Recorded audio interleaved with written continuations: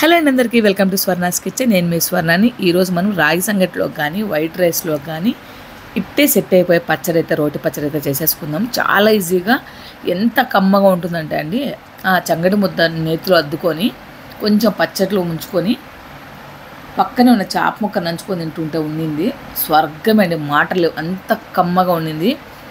ఇంకా తింటుంటే ముద్ద అలా వెళ్ళిపోయింది, అంత బాగుంది. మీరు ఖచ్చితంగా అయితే ట్రై చేయండి. నాకైతే చాలా అంటే చాలా బాగా నచ్చింది.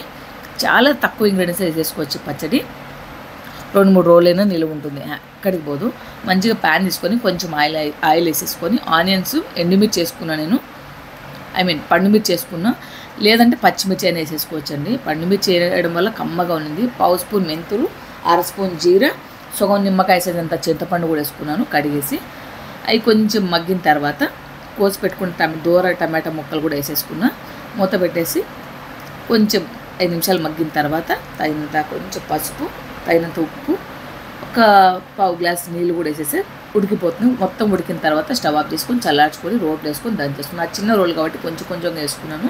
మీరు పెద్ద రోలుని మొత్తం ఒకటేసి వేసుకొని దంచేసుకోవచ్చు. మొత్తం దంచుకున్న తర్వాత పోపు కావాలంటే వేసుకోవచ్చు, లేదంటే ఇట్లనే వేసుకోవచ్చు. తెల్లగడ్డ, తిరుమత గింజలు, కరివేపాకుతో పోపు వేసేసుకోవచ్చు.